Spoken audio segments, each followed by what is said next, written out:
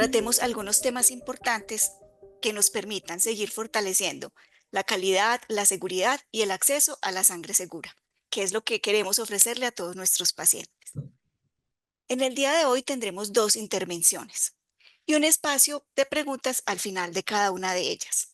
Entonces los invito para que durante la presentación de nuestros conferencistas vamos realizando esas preguntas en el chat, o si al final alguno de ustedes se anima, pues prenderá sus micrófonos y podrá hacer las preguntas y hacer su intervención directamente. Hoy en nuestro seminario nos acompañan dos destacados expertos en el campo de la medicina transfusional, quienes abordarán temas de gran relevancia actual para todos los profesionales del área y para el sistema de salud en general. Haremos un pequeño cambio. Irá primero la doctora Silvina. Como ustedes saben, ella se encuentra en Argentina, también está 2 horas más tarde, entonces la doctora Silvina estará primero con nosotros y posteriormente a la presentación el doctor Cortés. De todas formas, la idea es que vamos a ser muy estrictos y muy cumplidos con el horario. La idea es que terminemos 8 de la noche en, para que seamos respetuosos con el horario, así como lo tenemos previsto, que nuestro seminario arranque 6 de la tarde y termine 8 de la noche. Bueno, sin más preámbulos, para que el tiempo nos rinda y para que podamos ser eficientes con él, le vamos a dar la bienvenida a la doctora Silvina Cooperman, muy conocida por muchos de ustedes. Es médica pediatra, especialista en hemoterapia e inmunohematología. Coordina los bancos asistenciales del Hospital de Pediatría Garrahan. Estos bancos de sangre incluyen el banco de sangre, el banco público de sangre de cordón umbilical y el banco de tejidos. La doctora Silvina nos acompaña hoy porque bajo el liderazgo del doctor Mauricio Beltrán, que ha coordinado el desarrollo de la actualización de los nuevos criterios de elegibilidad de donantes de sangre, que fue publicada recientemente en marzo de 2025, perdón, por la Organización Panamericana de la Salud. Entonces, la doctora Silvina hizo parte de la actualización de estos documentos, lo coordinó directamente junto con el doctor Beltrán y por eso la tenemos hoy aquí para que nos dé esa presentación que se titula Lo esencial sobre la actualización de los criterios de selección de donantes. Entonces, sin más preámbulos, doctora Silvina, bienvenida. Muchísimas gracias por aceptar nuestra invitación y las dejo con ello. Gracias, Gloria. Adelante. Gracias por la invitación. Gracias a todos los que están acá. Eh, para mí es muy importante compartir cómo hicimos este documento y por qué impacta tanto en la salud de los donantes como en los pacientes. Lo que les quiero decir es que es la misma charla que escuchamos hace un mes en la Asociación Argentina de Hemoterapia e Inmunohematología, porque es parte, digamos, de la difusión y de poder compartir este documento a quienes trabajamos en los bancos de sangre, a promotores comunitarios, que acá veo a Vero, veo a Ale, a las meduleras, a Edi. Entonces, solo quería decirles que esta charla quizá algunos ya lo escucharon, pero otros seguramente no, y vamos por eso. Resulta que voy a compartir la presentación y ustedes me dirán si la pueden ver.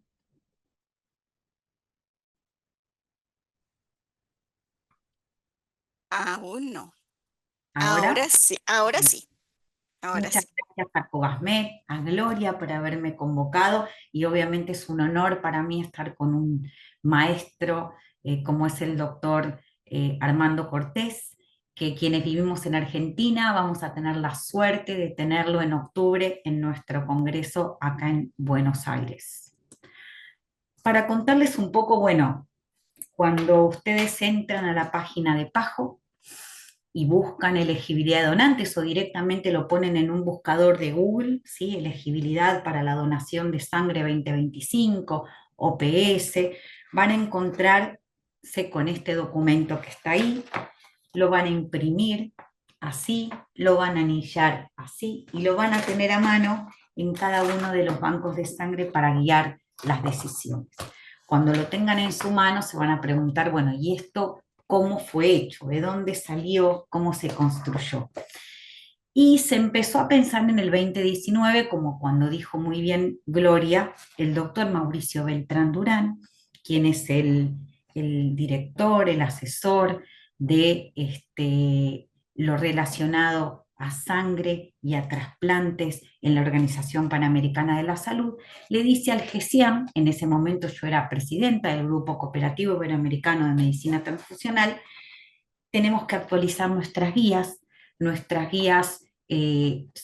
fueron escritas en el 2009, hubieron muchas modificaciones respecto a cambios epidemiológicos, cambio normativo, nueva evidencia científica que hace que necesitemos armar un grupo para actualizar los criterios del 2009. Y así fue que el GESIAM hizo un grupo del trabajo, del cual también formó parte el doctor Armando Cortés, que está aquí, y muchos colegas de varios países, creo que éramos 11 personas, nos pusimos a trabajar en esto y en el 2021 tuvimos la primera versión de este documento. En el 2022 se lo dimos a los programas nacionales de cada uno de los países de Latinoamérica.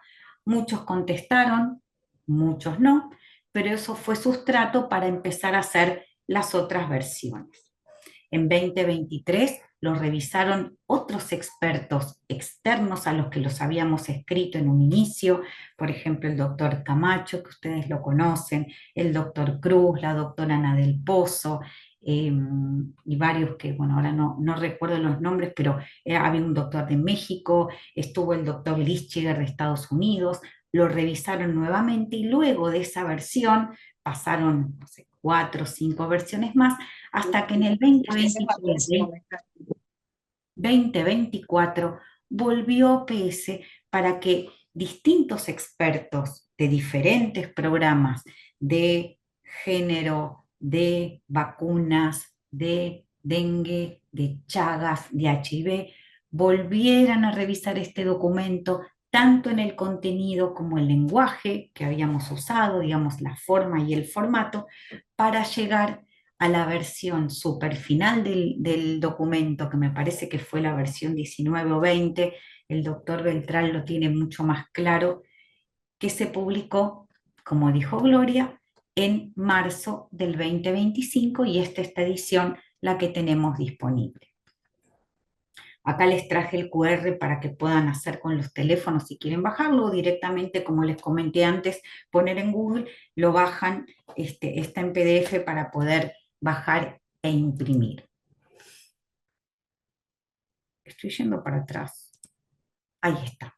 Cuando nos pusimos a pensar, bueno, este es un gran desafío, es un documento que le va a servir a los países a la hora de actualizar su normativa, es un documento que le va a servir a los bancos de sangre a la hora de escribir sus procedimientos operativos, es un documento que le va a servir a los promotores comunitarios a la hora de guiar a los donantes, y es un documento que les va a servir a los donantes para entender si pueden o no pueden donar en un lenguaje bastante poco técnico y poco, digamos, como diciendo, inaccesible, ¿no?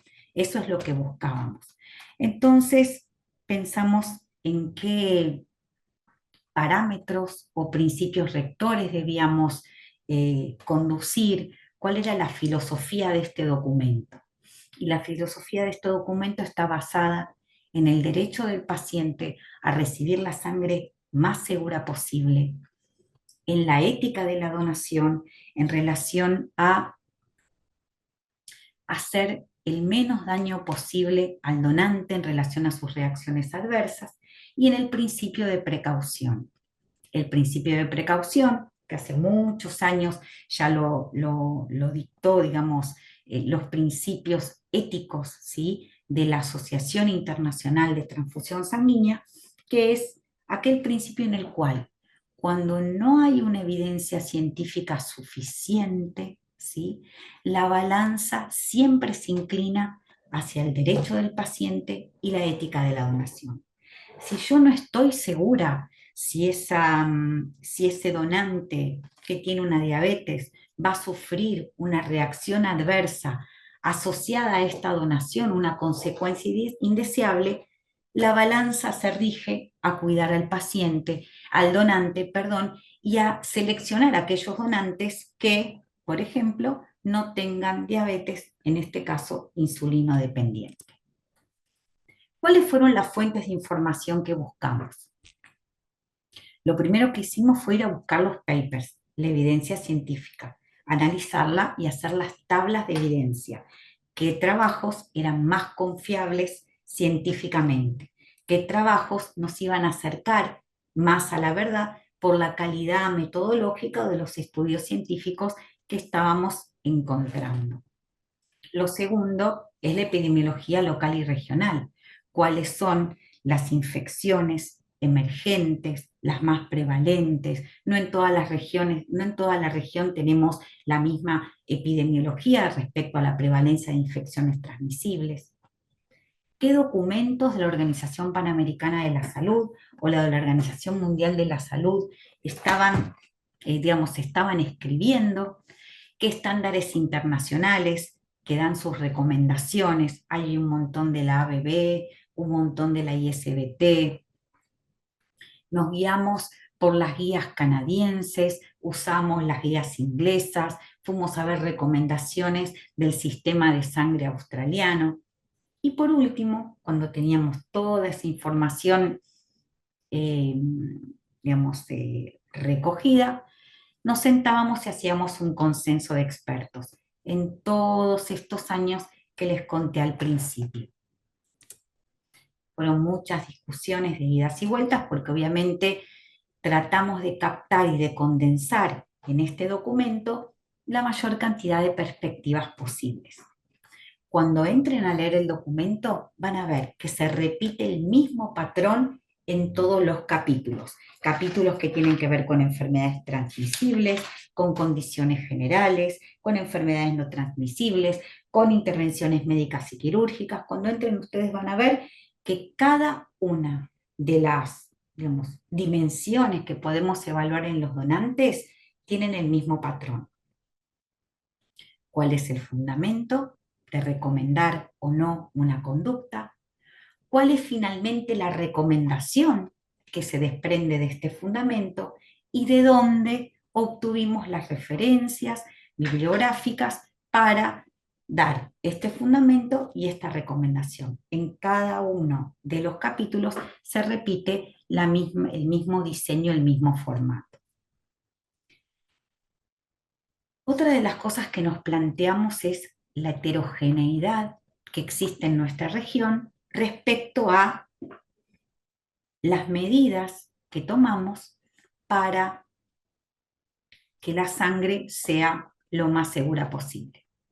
Y en realidad, cuando nosotros pensamos cómo diseñar una entrevista para que le dé seguridad al donante y al paciente, pensamos, ¿debemos ser muy restrictivos o podemos ser flexibles? Y eso va a depender de tres variables, que son muy diferentes en cada país, y no solamente en cada país, dentro de cada país, en cada, región, en cada provincia o en cada jurisdicción. Y tiene que ver con la motivación de los donantes. Sabemos muy bien que los donantes voluntarios tienen menor prevalencia de infecciones transmisibles, tienen menor riesgo, y creo que me está sonando, menor riesgo este, para la transmisión de infecciones por transfusión, y eso está muy probado, que si podemos implementar sistemas de calidad y buenas prácticas de manufactura, ya sea a través de inspecciones obligatorias o acreditaciones voluntarias, le imprimimos a los procesos para la producción de la sangre otra seguridad, y que hay métodos para la detección de infecciones transmisibles que tienen mejor desempeño que otros. Por ejemplo, poder hacer la biología molecular de las infecciones del HIV, de la hepatitis B, de la hepatitis C. En algunos países tienen implementada la biología molecular para el dengue, por ejemplo, estacional, en otros países para el West Nile. Hay variabilidad. Y entonces nosotros dijimos, no podemos tener un mismo estándar cuando hay tanta variabilidad respecto a infecciones transmisibles, por ejemplo, las que se transmiten por sangre o por riesgo de relaciones sexuales. Y entonces nosotros decimos, me permiten que ustedes escuchan un ruidito, ¿no? Que es mi WhatsApp que no lo que no lo cerré. ¿Les molesta a Sí, ustedes? sí, Esperen, se lo sienten voy a ruiditos, tener Silvina, tranquila. horrible. Sí. Pero ustedes saben lo que voy a hacer, voy a cerrar el WhatsApp de mi computadora, es lo más fácil. Ya estamos, les pido disculpas.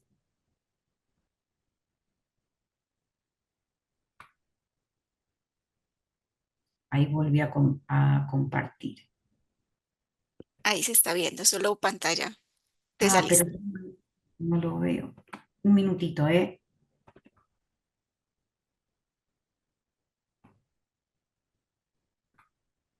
Ahora sí, ¿no? Ahora sí, pantalla completa. Listo, perfecto, Silvina, gracias. Disculpa.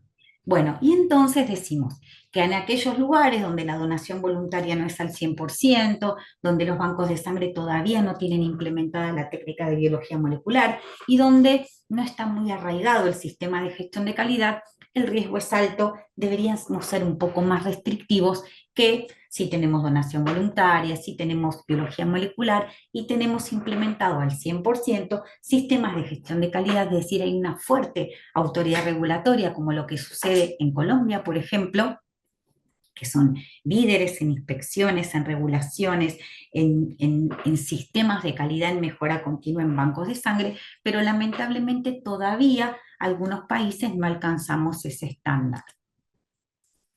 Lo otro que pensamos es, vamos a ir por el riesgo individual, ¿sí? Vamos a ir por lo que en muchos países se había empezado a implementar en el 2019, en el 2021, por ejemplo en Canadá. Canadá fue a riesgo individual, que es dejar de preguntar, hace 12 meses usted tuvo, no sé, se hizo un tatuaje, acupuntura, perforación de orejas, o sea, ir más por lo que le sucede a ese donante en particular, sobre todo relacionado con las relaciones sexuales o con la exposición al riesgo sexual.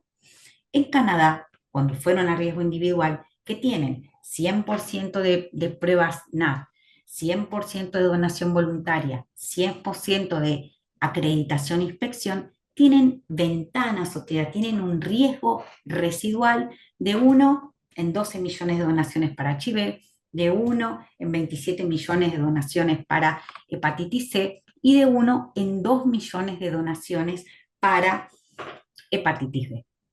Cuando vamos a comparar en Argentina, miren cómo son nuestras ventanas. Esto es 2005, 2016, 2017, 2021. Siempre muestro esto para que veamos que si no está implementado al 100% el NAT, si no está implementado al 100% la biología molecular y los sistemas de acreditación, nuestras ventanas son mucho más pequeñas. ¿Por qué hay esta diferencia de 6 en 1 millón, ventanas totales 3 en 1 millón en una época y 25 en 1 millón en otra? Porque en el 2005 el Ministerio de Salud de Argentina sacó la pregunta de riesgo relacionado a relaciones sexuales a todos los donantes y nosotros pensamos, aunque no tengo la certeza y es una hipótesis, de que puede haber subido este riesgo residual, que es un trabajo que hizo la Asociación Argentina de Hemoterapia y Hematología, un grupo de bioquímicos, y que publicó esto creo que en el 2023, ay, perdón, sí, en el 2023, tiene que ver con que por un tema más quizá político y de necesidad de ser más inclusivos en la donación de sangre, las ventanas subieron.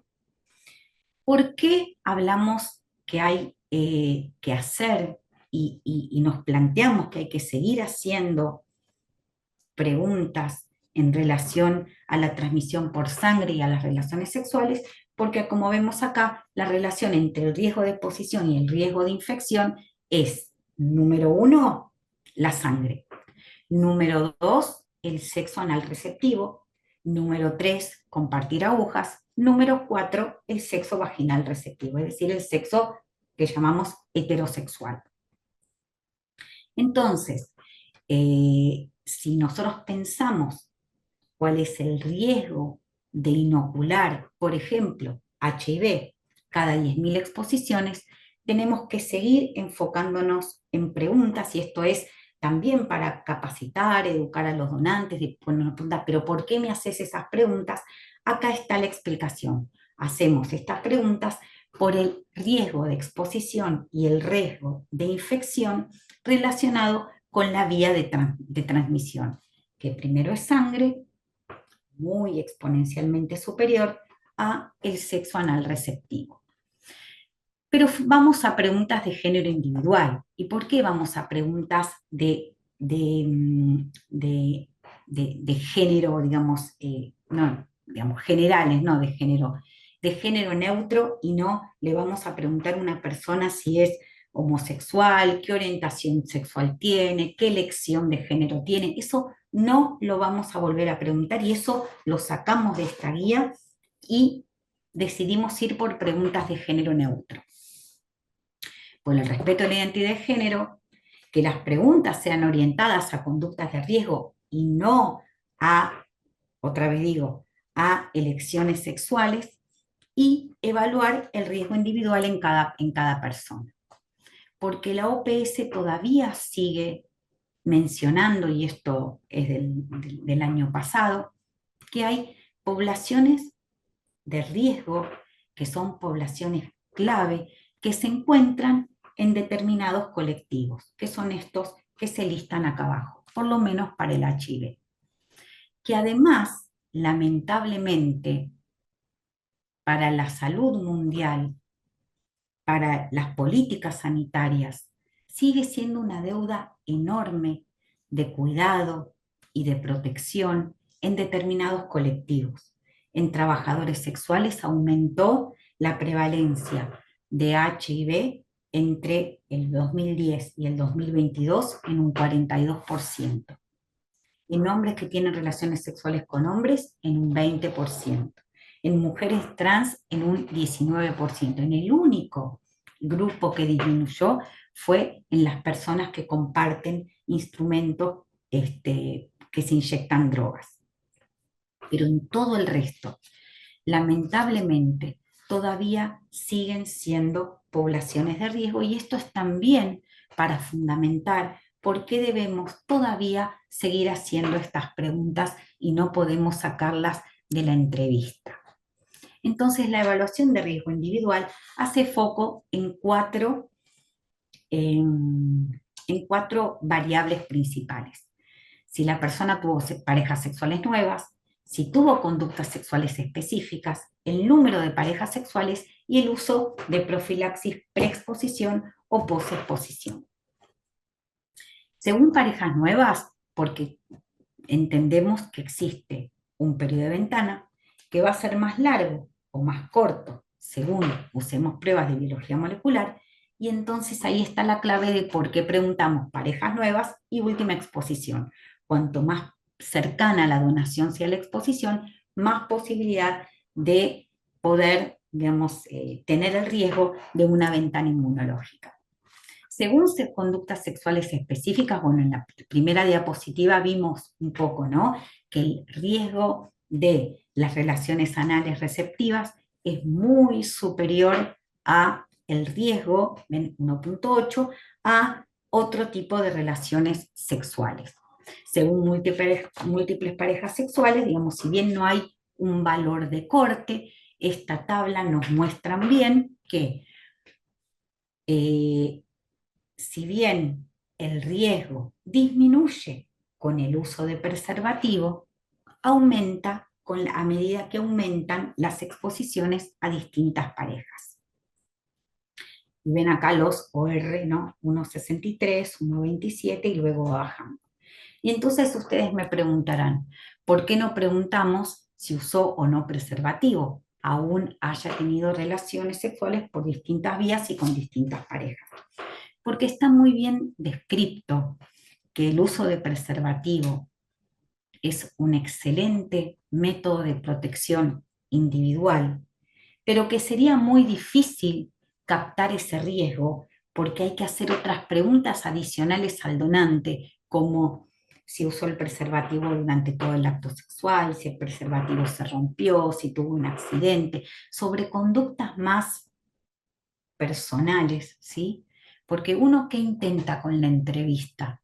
Uno intenta hacer una entrevista estandarizada en donde nos traiga como respuesta aquel donante que tiene mayor riesgo para poder detectar los verdaderos positivos, ¿no?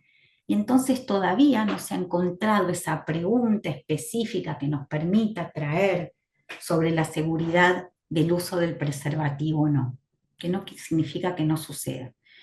También nos tenemos que quedar con el mensaje, ¿no? Porque esto hay que transmitirlo a los donantes. No, no es que el preservativo no sirve. Defendemos el uso del preservativo como método de barrera para infecciones de transmisión individual, pero no para cuidar a un tercero que es un paciente que se va a transfundir.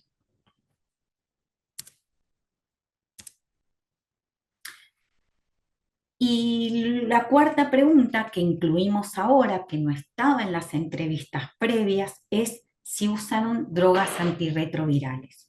Porque en este estudio, que fue uno de los estudios más grandes, que es algo publicado en el 2020, nos dice que el 15% que tenían infecciones confirmadas para HIV, que habían pasado la entrevista, porque estas preguntas no se hacían, habían digamos, ingerido o habían sido indicados con drogas antirretrovirales.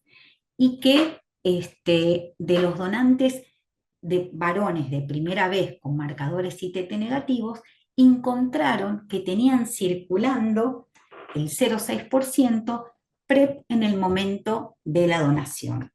Y una encuesta autoadministrada había sido digamos que de hombres que tenían relaciones sexuales con hombres, que ya habían donado sangre, que además habían estado en tratamiento con PrEP, el 4,8%, digamos, asumió que estaba con este tratamiento, y si un donante está con este tratamiento, quiere decir que se expuso a algún riesgo que quizá no podamos detectar cuando dona sangre, estaba recibiendo esta medicación al momento de donar. En Argentina es de indicación obligatoria y de acceso, ¿sí?, a esta medicación a grupos específicos. Y si leemos estas líneas, se van a dar cuenta que estos colectivos o estas personas de estos grupos específicos son los mismos colectivos o grupos de personas específicas que habíamos visto en las primeras diapositivas, que son justamente las que tienen más riesgo de tener estas infecciones. Entonces lo que hace el gobierno es, ok, vos estás en riesgo, vas a ingerir, vas a tomar o te vas a inyectar, según sea la indicación, profilaxis pre y posexposición. Entonces, desde el vamos, por las conductas sexuales y no por pertenecer a estos colectivos, tienen más riesgo también para transmitir infecciones por la sangre. Una pregunta que probablemente se hagan o les hagan va a ser, está bien, yo tomo profilaxis preexposición o estoy en tratamiento para HIV y hace tantos años estoy en tratamiento y los tratamientos son tan efectivos que mi valor en sangre es indetectable. Y es muy bueno este mensaje.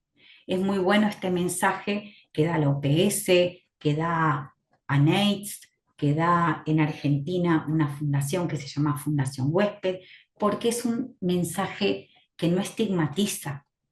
Ustedes son, quizá la mayoría de acá, digamos, está en la curva de Gauss más cerca de la juventud, y entonces quizá no vivieron los primeros años del HIV, del SIDA, en donde eran poblaciones que estaban muy estigmatizadas. Y entonces con el transcurso de los años entendimos digamos, que ni la convivencia, que las relaciones sexuales cuidadas, digamos, no ponen en riesgo a los expuestos a personas con HIV.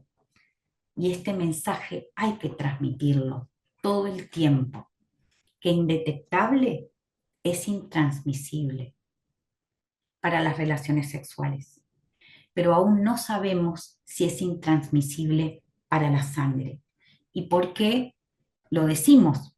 Porque en una de las primeras diapositivas vimos que no es lo mismo el inóculo por sangre y el riesgo de exposición por ese volumen de transfusión que el riesgo de exposición por relaciones sexuales. Entonces, cuando nos pregunten o cuando nos digan, yo estoy en tratamiento, ¿sí? Yo estoy en tratamiento y mi virus en sangre es indetectable y entonces yo aprendí que es intransmisible. Sí, es intransmisible por relaciones sexuales, pero no sabemos si es intransmisible por sangre y ahí ponemos el foco en las eh, preguntas, eh, eh, me perdí, porque no sabemos, y ahí ponemos el foco en el principio de precaución, eso quería decir, perdón, me perdí. Ponemos el foco en el principio de precaución. Cuando no sabemos qué decisión tomamos, siempre tiramos para la seguridad del paciente en este caso. Esto es un poco lo que pasó en el Hospital Garrahan. Cuando el país o la normativa decidió sacar las preguntas de riesgo individual, nosotros las seguimos haciendo por 5 años, ¿sí? Hasta que la presión social fue tal, que sacamos las preguntas específicas. Nos pusimos a analizar la bibliografía, nos basamos, bueno, en lo que yo estaba escribiendo en ese momento, que eran las guías de la OPS, pedimos autorización al ministerio y en el 2024, ¿sí? Incorporamos estas preguntas que aparecieron en el 2025 en OPS. ¿Cómo hicimos este cambio? Que es el cambio que les va a tocar a ustedes cuando adhieran a esta guía. Lo primero que hicimos es, en ese momento no teníamos la guía, si era revisar la evidencia y tener un consenso interno. Diseñamos las preguntas de la entrevista, tuvimos que hacer cambios en el sistema informático porque, bueno, las preguntas cambiaban, no solamente en el contenido, sino en el formato y en la secuenciación de cómo íbamos a hacer las preguntas. Actualizamos el material informativo, como todos los bancos tenemos materiales para informar a los donantes sobre criterios de elegibilidad, tanto escritos como en la web. Tuvimos que capacitar al personal, capacitarnos a nosotros mismos, capacitar a los promotores comunitarios, informarles de estos cambios para que puedan informar a sus donantes. Y luego vino la etapa de la implementación, que es la que estamos ahora desde creo que agosto del año pasado. Entonces las preguntas son las mismas que contienen esta guía. Si tuvo una pareja nueva sexual en los últimos meses, si tuvo una pareja sexual pero no tuvo relaciones sexuales anales, puede donar. En esta guía está muy claro que si tenemos pruebas de biología molecular podemos diferir por 3 meses y si no tenemos pruebas de biología molecular tenemos que aumentar ese periodo de ventana a 6 meses. Si tuvo más de una pareja sexual en los últimos 6 meses, pero no tuvo relaciones anuales, anales, perdón, puede donar por 3 meses si se hace biología molecular, por 6 meses si no se hace biología molecular. Si alguna vez tuvo medicación para el tratamiento del HIV, porque otra vez indetectable, no es intransmisible para la sangre, se difiere indefinidamente, si recibió profilaxis pre o posexposición, si fue por vía oral 3 o 6 meses según si hacemos biología molecular y 2 años si no fue vía oral por la biodisponibilidad de la droga. Lo que hablamos recién es un ejemplo de un criterio que tiene que ver con proteger al paciente, relacionado con algún riesgo que tiene el donante. Pero como hablamos al principio, hay un montón de criterios y un montón de preguntas que tienen que ver con cuidar al donante. Y una de las preguntas que tiene que cuidar al donante es la diabetes, ¿no? Que fue bastante controversial. Hubieron varias temas controversiales. El de riesgo individual fue uno, el de diabetes fue otro, el de criterios respecto a intervalos entre donación, el criterio, por ejemplo, del que va a hablar el doctor ahora, pero más controversia tuvimos con la edad inferior para donar. Fueron muchas conversaciones hasta ponernos de acuerdo. En realidad la insulina en sí misma no es un criterio para diferir al donante, ¿no? Pero entendemos que si un donante tiene una diabetes tipo 1 o una diabetes 2 avanzada, con riesgo de complicaciones, neuropatía, retinopatía, problemas cardiovasculares, no le haría bien que le saquemos 450 mililitros de sangre. Entonces nosotros decimos que estas preguntas o las preguntas son disparadoras de otras preguntas más profundas para conocer cuál es la situación de ese donante en esa circunstancia. No es lo mismo una prediabetes o una diabetes tipo 2 con bajo requerimiento de hipoglucemiantes orales, con hipoglucemiantes orales sin ninguna descompensación, con una dosis estable de hipoglucemiantes orales que no hayan necesitado modificaciones, ¿no? Entonces, todo esto que puse yo en la columna derecha, que le pueden sacar una foto, le dejo la presentación, son cuestiones que hay que preguntarse cuando uno se acerca a un donante que tiene diabetes. Y mi reflexión siempre es la misma, ¿no? Habiendo tantos donantes elegibles, ¿por qué ir a elegir o por qué ir a bucear en esa población que puede tener riesgo para sí mismo o riesgo para el donante, para el paciente?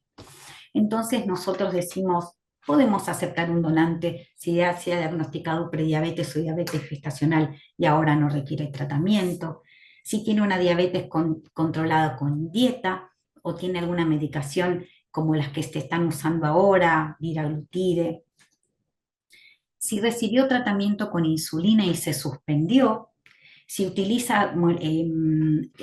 un donante utiliza un dispositivo de monitoreo de glucosa para mejorar la diabetes y todos los criterios mencionados antes, no tiene complicaciones, no tuvo variabilidad de la glucemia, están controlados.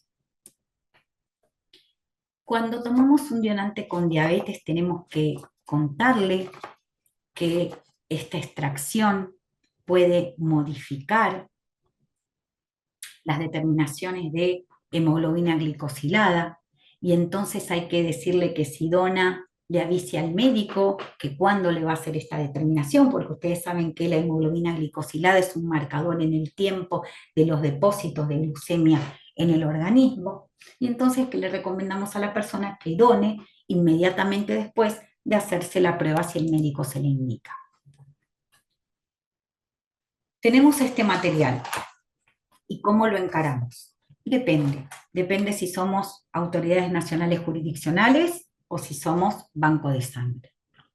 Si somos autoridades, vamos a agarrar este documento, vamos a armonizar los criterios de selección interpretando la epidemiología local. Cuando lo interpretemos vamos a tener que vigilar cuál es la prevalencia de infecciones transmisibles en la población dada, porque va cambiando en el tiempo, porque como dijimos, aparecen emergentes estacionales. A intervalos regulares van a tener que revisar estos criterios y actualizarlos, ¿sí? Basados en datos locales y en datos de poblaciones de donantes y de pacientes. Van a tener que volver a revisar estos criterios si se implementan nuevas tecnologías de detección, si se implementan, por ejemplo, métodos de inactivación de patógenos. Las autoridades deben promover la capacitación, hacer talleres, dar cursos, tener accesibles cuáles son los criterios, tratar de armonizar los criterios en todas las instituciones, en la mayor cantidad de instituciones posibles, porque el gran problema que tenemos en nuestros países es que hay mucha variabilidad de criterios entre un banco y otro, y educar a la comunidad. Y como banco de sangre, ¿qué nos toca? Nos toca enfocarnos en poblaciones de bajo riesgo y en donantes voluntarios. Nos toca tener información accesible a la comunidad, poder capacitar a promotores comunitarios, diseñar la entrevista paso a paso. Y cuando yo digo la entrevista paso a paso, es tener un documento que guíe a la persona que hace la entrevista para ver si el donante contesta sí o no y qué decisión tiene que tomar. crear un contexto de confianza y retroalimentación con cada donante al que le hacemos la entrevista, ¿no? La entrevista es confidencial. Recomendamos que no sea autoadministrada, porque en general la mayoría de los bancos trabajan con donantes de primera vez, quizá donantes de reposición. Quizá podemos pensar en una entrevista autoadministrada si el donante ya está bien capacitado, si es un donante, digamos, muy frecuente, promover la capacitación continua de los equipos de trabajo y una vez que lo implementamos ver qué efectividad tiene, ¿no? Tener indicadores que nos digan, subió la prevalencia, bajó, tenemos más diferidos, menos, medir cómo nos va con este instrumento. Creo que esto lo dije recién y esa fue mi última diapositiva. Estamos casi perfecto en el tiempo porque nos quedan 10 minutos, quizá 15, para poder responder las preguntas.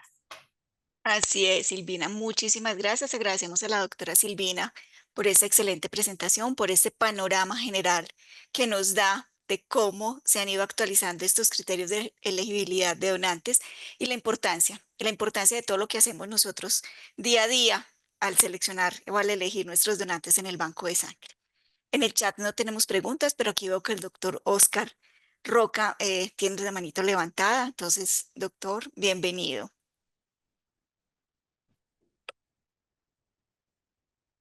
Está muteado el micrófono. Aún no lo escuchamos. Sí. Aló, ¿ahora sí me Ahora sí, escuchan? ahora sí, Buenas, ahora sí. buenas Buenas noches. noches. Buenas noches. Primero el agradecimiento a Cobasmet por organizar el mando. Disculpen si los tuteo, pero ya nos conocemos de tiempo. Es un trabajo, un liderazgo, ¿no? Y quería expresar un sentimiento que en el Perú,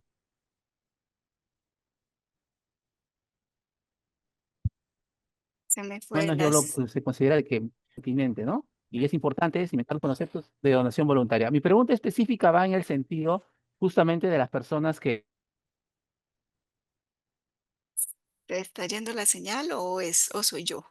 a ver, que reciben, que son los trabajadores, la población que catalogó de ciertas características de riesgo, ¿no? VIH, personas, trabajadores sexuales,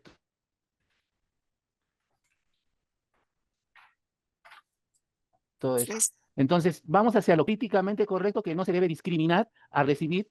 ¿Sí? ¿Me escuchan? sí, Perfecto. Ya. Lo políticamente correcto que se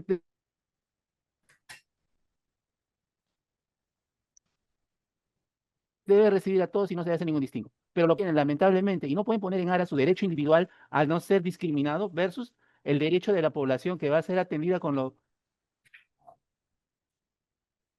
Sí, se corta, pero con entiendo la sangre que se va a perfecto. captar de estas personas, que es un, Y bajo esa perspectiva, yo considero de que se debe hablar no lo políticamente correcto, sino lo correcto.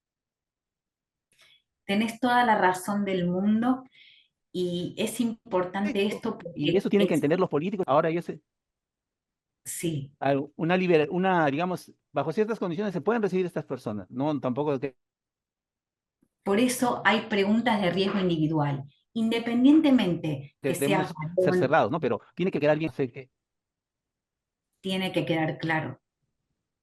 ujú, así es. Te agradezco, Oscar, porque me das pie para dos cosas. La primera es riesgo individual, independientemente cómo me presento, Uy, cómo es mi hola. fenotipo. ¿Me escuchan a mí? sí, Silvina, se escucha perfecto. Perfecto. ¿Cómo me presento? No importa cómo me presente, las preguntas van a ser las mismas. Si yo tengo fenotipo, no sé, más masculino, más femenino o lo que sea, ya no importa como antes si tuve relaciones con otro varón. No hacemos esas preguntas. Son específicas de conductas de riesgo que, como vos decís, llevan a mayor riesgo la sangre. Y vos introdujiste también un tema muy central que es el derecho. ¿Quién tiene acá cuál es el derecho que prevalece?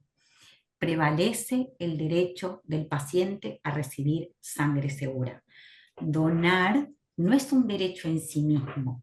Yo tengo derecho a presentarme en un banco de sangre, pero no tengo derecho a donar, porque hay un tamiz, ¿sí? Hay una responsabilidad que alguien, un equipo, un sistema, basado en lo que se conoce hasta ese momento y basado en el principio de precaución, me dice, hasta lo que conocemos ahora, porque no sé qué puede pasar mañana, esto es seguro para el paciente.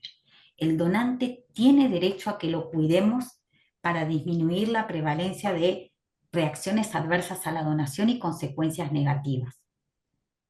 Así que gracias por traer esto.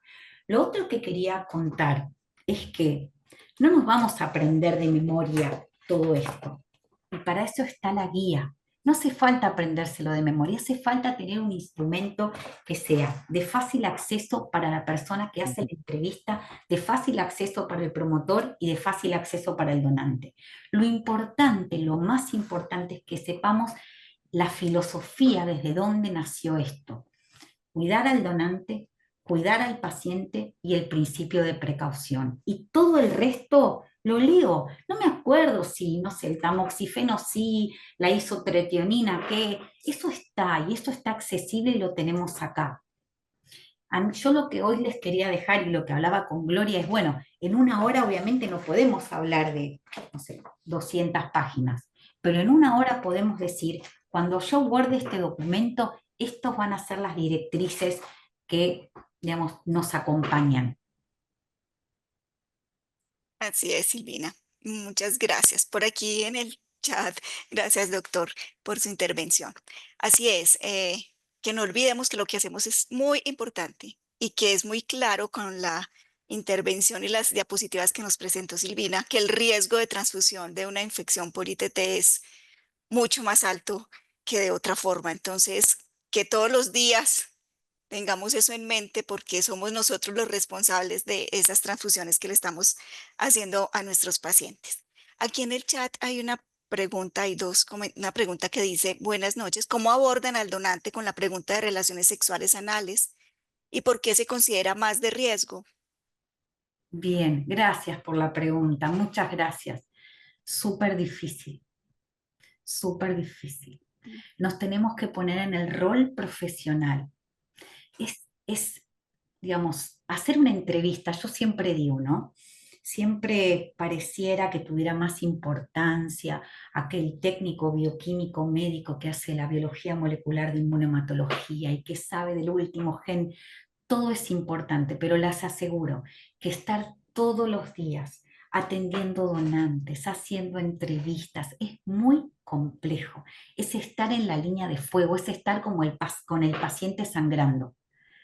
O sea, es estar, digamos, en el contacto con el paciente, ¿no?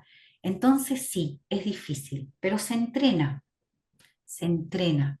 Y no solamente se entrena a la persona que entrevista, sino vamos educando a los donantes que por qué les hacemos esta pregunta. Porque obviamente en 5 minutos generar confianza y ya te pregunto de una, che, ¿tener relaciones sexuales anales? Es re difícil.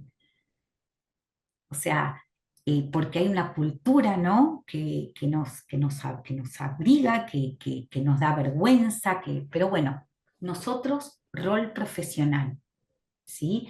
Y hablarlo entre nosotros y hacer talleres de comunicación, y no fue sencillo, no es sencillo, pero lo que tiene de bueno tener un pool de donantes voluntarios es que los donantes voluntarios vuelven una y otra vez, que tampoco es casualidad, es un proceso que se diseña. Entonces ya de a poco van entendiendo por qué cambiamos las preguntas, por qué somos más específicos. Esto es más difícil con donantes de reposición y lo entiendo perfectamente. ¿Y por qué Definitivamente. ¿Y por qué relaciones sexuales anales? Porque vimos que la primera riesgo de exposición por inóculo es la sangre y el segundo, el sexo anal receptivo, porque tiene que ver con la friabilidad de los vasos, ¿sí?, del tejido anal y hace que tenga más probabilidad de contagio esa inoculación, no tanto como la sangre, pero sigue teniendo riesgo. Definitivamente entrevistar a un donante es un arte Así poder- es. y son la puerta de entrada nuestra materia prima. Entonces, No es a lo que más le damos lugar. Cuando estamos en una colecta, cuando estamos en el banco de sangre, estamos pensando que tengo que atender a 10 más que están en la puerta, que se están quejando, que se tienen que ir rápido. Entonces, eso, ¿no? Y esto viene de la mano también al modelo de donación al que queremos llegar. Quizás no queremos esos donantes espontáneos que se presentan sin saber cuántos vienen. Quizá queremos tener donantes con cita para poder planificar cuántas personas necesitamos para atender esos donantes con la calidad y la calidez que necesitan. Entonces es todo un cambio de cultura. Nosotros estamos acostumbrados a que los donantes los traen los pacientes. Y si el paciente tiene mucha red, mucha familia, muchos amigos, trae de repente 30 donantes y no tiene nada, trae 5. Entonces nosotros no somos dueños, digamos, de manejar ni el inventario ni la calidad de atención. Quizá en algún momento, cuando pasemos a un modelo de donantes voluntarios, podemos planificar muy bien cuántos donantes tienen, como para poder dedicarles el tiempo, para poder hacerles estas entrevistas de calidad. La primera va a ser difícil, pero si vamos por donantes repetidos, ya después sale. ajá, así es. Muchas gracias. Una última pregunta, Silvina. Aquí dice, ¿se puede decir que es riesgoso para una persona que tiene diabetes donar sangre? Solo para aclararle esto a nuestra asistente. No en todos los casos, no en todos los casos. Como presenté en la diapositiva, hay una variabilidad tremenda de comorbilidades, de impacto de la diabetes, de tratamiento. Entonces ahí es importante hacer doble clic. ¿Es más difícil? Sí. ¿Cuesta más? Sí. ¿Qué hay que tener para hacer doble clic en una pregunta? Alguien que me ayude. No puede estar solamente el técnico con el POE haciendo la pregunta. Tiene que haber algún personal médico, ¿sí? Porque la entrevista, si bien puede hacerla cualquier persona que está capacitada y entrenada y leyó el POE, siempre es bueno que haya un médico disponible dando vueltas para poder tener otra perspectiva de lo que le está pasando a esta persona. Cuando no tenemos la certeza, principio de precaución. Pero cuando el donante se va tranquilo, Gloria, cuando le podemos explicar bien el por qué. Si yo le digo no, pero entonces ustedes acá no me necesitan. ¿Cómo que necesitan tanta sangre? Es mentira. Si cuando vengo a donar me rechazan. Pero para explicarle por qué hay que tomarse el tiempo y decirle, ser honesto, mira, no estoy segura, prefiero cuidarte. Mm, así es. Bueno, muchas gracias. Bueno, nuevamente, Silvina, mil gracias por aceptar esta invitación. Es un tema que genera mil cantidad de comentarios y de polémica, pero creo que estos nuevos lineamientos y esta actualización nos abre y nos amplía un panorama de ciertos temas que teníamos ahí todavía un poquito no muy claros de saber cómo los vamos a abordar. Entonces, bueno, mil gracias y hasta la Gracias a próxima ustedes. oportunidad. Gracias. Y un saludo grande al doctor Cortés. No sé, Armando, si estás ahí. Sí, por aquí debe estar ya conectado. Acá. Bueno, gracias. Silvina, ¿cómo Hola, estás? Armando. Es un Qué lujo gusto compartir saludarte. acá. Es un placer. Gracias. Estar ahí en Un Colombia. Ya placer les para digo, los oídos y para la mente escucharte. para los que no estaban al principio, los argentinos tenemos suerte porque te esperamos, ¿no? Del 1 al 3 de octubre. Claro que sí, allá estaré. Te tenemos acá. Muy, Somos unos muy suertudos. agradecido por la Gracias, invitación. Gloria. Gracias por Ok, la convocatoria. Gracias, bueno, Gloria. gracias. Abrazo. Bueno, bueno, ahora continuamos nuestro seminario. Tenemos a nuestro segundo conferencista, muy conocido, simplemente es el doctor Armando Cortés. Él es médico patólogo clínico, profesor titular y jefe del Departamento de Patología de la Universidad del Valle de Cali, Colombia, director de Registro Poblacional de Cáncer en Cali, expresidente y fundador de Acobasmed, expresidente también del GESIAM, y hoy nos acompaña con un tema bien interesante y que también seguramente nos cuestionará bastante a quienes estamos en los bancos de sangre. La edad superior como limitante para continuar donando sangre es un tema que genera debate por varias razones. tanto razones médicas como éticas, y que cobra importancia porque es muy claro que estamos en un contexto donde hay un envejecimiento poblacional. Creo que es muy claro que cada vez los jóvenes y la natalidad está disminuyendo y que tenemos una creciente demanda de donaciones. Entonces, bienvenido, doctor Cortés, y muchas gracias por este tema interesante que seguramente despertará muchos comentarios al respecto. Mil gracias. Bienvenido, doctor. Adelante. Muchas gracias, Gloria. Es un placer realmente ser invitado por Acobasmed para recrear estos espacios y compartir con los colegas de Latinoamérica sobre los conceptos y especialmente este tipo de tema que, como bien comentaba la doctora Silvina, ha sido muy controvertido y creo probablemente mucha discusión al respecto de qué decisión tomar en relación al límite de edad superior. Bueno, tú de alguna manera has resumido mi presentación de manera propositiva, pero voy a tratar de darle los elementos y los argumentos para llegar probablemente a esa conclusión. Probablemente muchos de ustedes estén pensando en este momento que no es un problema real para los servicios de sangre enfrentar esta circunstancia, porque es relativamente poco frecuente que uno se encuentra frente a una persona que ha cumplido la mayoría de edad estimada tradicionalmente en los estándares de nuestros países. Es una eventualidad que esto suceda, pero va a ser realmente una de las circunstancias más comunes en el futuro próximo, como vamos a ver durante la presentación. Eh, Todos sabemos que el envejecimiento de la población es un hecho, sucede en todo el mundo. En algunas regiones del mundo, este envejecimiento ha sido más rápido, ha sido considerablemente progresivo. Vamos a ver ahorita más tarde los datos. Y esto implica una posibilidad de escasez de sangre.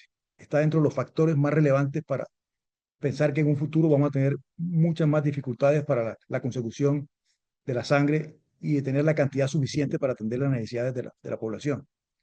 Y básicamente son dos problemas fundamentales. Uno es que en la medida que envejecemos, vamos a estar enfrentados a circunstancias en las cuales la transfusión es casi que dependiente. Las circunstancias de trauma, las cirugías más complejas, la posibilidad de acceder a los trasplantes, a las cirugías cardiovasculares, recibir tratamiento de quimioterapia con condiciones oncológicas, que también va a ser parte del día a día en las próximas generaciones.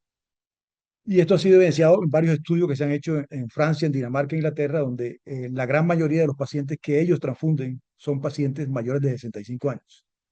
O sea, esa población mayor de 65 años es más dependiente de las transfusiones, va a tener un mayor consumo. Entonces, en la medida que envejecemos, va a haber una mayor demanda de sangre. Y por otro lado está la posibilidad de ofertar, se va a reducir.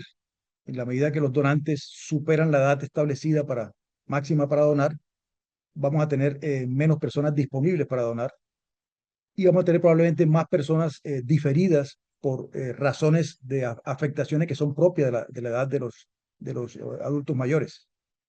Un estudio hecho en Alemania recientemente hizo una proyección al año 2030 y encontró que la situación de envejecimiento para ese país va a implicar probablemente una reducción del 60% de la población en edad de donar y que esto representa casi que 4 millones de unidades de sangre menos de las que se colectaban tradicionalmente.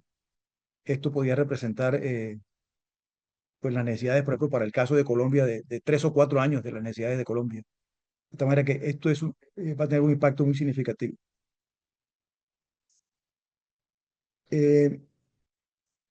¿Cómo han tratado de resolver los países desarrollados, especialmente la experiencia europea, que es parte de lo que vamos a revisar hoy, para tratar de resolver esta situación? Los países que han hecho proyecciones dicen, bueno, si seguimos en la misma dinámica, en la misma tónica que venimos, va a haber más escasez de sangre. No vamos a poder resolver los problemas de necesidad creciente. ¿Qué han tratado de hacer? Buscar donantes más jóvenes, reclutar donantes más jóvenes, de pronto reducir la edad mínima para donar o abordar poblaciones más tempranamente en la vida de tal manera que estos sean donantes para el futuro y que lo puedan hacer en diferentes momentos. Lo otro es optimizar el uso de la sangre. Y en esto hay una experiencia bien interesante en el Reino Unido. Ellos cuando hicieron estas proyecciones se dieron cuenta que si seguían al ritmo en 5 años iban a tener serias dificultades para sostener los requerimientos de sangre. Y se dieron a la tarea de impulsar y profundizar en la educación, en el uso racional de la sangre, en optimizar el uso de la sangre. Y lograron reducir casi en un 40% la demanda de sangre. Naturalmente, esto es una política y una estrategia que tiene que ser sostenida en el tiempo. Sabemos de las dificultades que hay para nuestros países la educación médica en el área de la transfusión. Muy pocas universidades, muy pocas escuelas de formación de pregrado y aún de posgrado no contemplan dentro de su pensum el conocimiento acerca de las transfusiones. Entonces tenemos una responsabilidad nosotros en tratar de modificar estas políticas a nivel nacional y además tratar de impulsar ya a nivel local y en las instituciones que tenemos contacto, de impulsar la necesidad de mejorar la educación en la formación de los médicos, que son los demandantes de las transfusiones. Y los adultos mayores, para la experiencia europea, se han sorprendido de que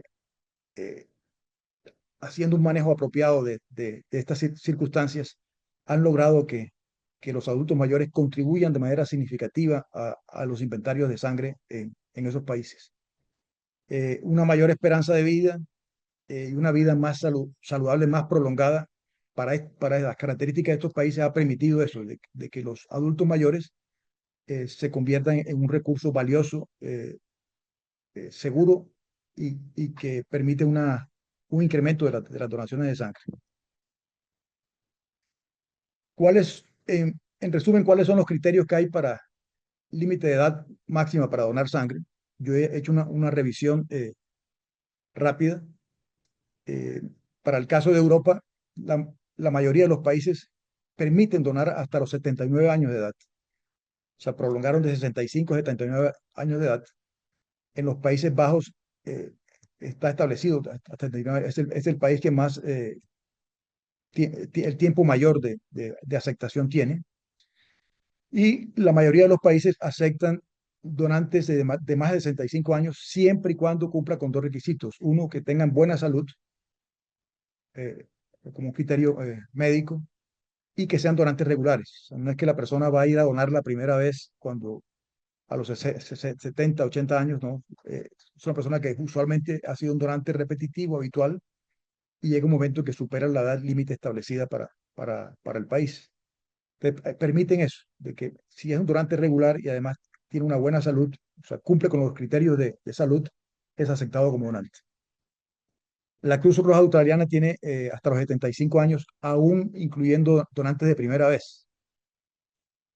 En Estados Unidos y Canadá no hay un límite de edad superior definido y las personas podrían donar si cumplen con los requisitos de salud. Se lo dejan estrictamente a criterio médico, la aceptación independiente de la edad que tenga el donante. Para Latinoamérica, la mayoría de nuestros países todavía seguimos con el criterio hasta 65 años de edad y algunos se han atrevido a dar un paso más y aceptan donantes de más de 65 años, pero también cumpliendo con los requisitos de que tenga buena salud y que sean donantes regulares. La Organización Mundial de la Salud y en las guías que ahorita han revisado con la doctora Silvina, en general se aceptan donantes mayores de 65 años siempre y cuando sean donantes regulares y cumplan con los requisitos médicos y está esto definido por una discreción totalmente médica. O sea que esa es la recomendación de la OMS. O sea, es probable que tengamos que revisar estas políticas a nivel de nuestros países. Cuando uno revisa los datos estadísticos, lo que está publicado para el caso de Latinoamérica, la OPS al año 2020 estableció que 1.86% de los donantes de Latinoamérica tenían más de 65 años. Naturalmente, estas cifras están limitadas por los requerimientos legislativos y las normatividades de los países. Muy ocasionalmente uno podría aceptar un donante de más de 65 años por razones médicas, de urgencia, necesidades apremiantes, etc. Esto es lo que ha dado este número, que es relativamente bajo. Pero cuando uno trata de buscar cuál es la información de cuántos donantes se han excluido por concepto de sobrepasar los límites de edad, no encontramos información realmente disponible ni para Europa, ni para Norteamérica, y mucho menos para Latinoamérica. De manera que estos son en general los criterios que se aplican en la actualidad. Ahora, hay una situación muy particular, bueno, en todo el mundo sucede, pero hay una situación muy especial para el caso de Latinoamérica. Cuando revisamos las expectativas de vida, la esperanza de vida ha aumentado significativamente en los últimos años. La esperanza de vida para el año 1960 en Latinoamérica era alrededor de 55 años aproximadamente. Hoy, al año 2024, es 76 años en promedio para Latinoamérica. Esto implica un promedio de 0,17 años por cada año que pasa de aumento en la esperanza de vida. El mejoramiento de la atención en salud permite tener una mayor expectativa de vida. Cuando hacemos las proyecciones, encontramos que al año 2050 la esperanza de vida para Latinoamérica en promedio pudiera estar alrededor de los 80 años, y para el año 2100 estaría alrededor de los 85 a 90 años, el promedio de esperanza de vida proyectada. Los países que en Latinoamérica sobresalen por una mayor esperanza de vida, sobresalen del lote, podemos decir, son Chile, Costa Rica y Panamá. Son los países más longevos. Si hacemos, esto naturalmente tiene que ver con la reducción de la tasa de natalidad. Ven ustedes en esta gráfica cómo la población iba a un momento bien importante, pronunciado, pero llega un momento en que se ha estabilizado en los últimos años el crecimiento de la población. Y la tasa de natalidad va en baja. Hay una tendencia alrededor del 1% y una tendencia a bajar mucho más. O sea, hoy los jóvenes no quieren tener hijos, ¿sí? Se ha reducido notablemente la tasa de natalidad. Entonces, las proyecciones que se hacen las personas, la población mayor o igual de los 60 años para el 2024, en este momento son 76 millones.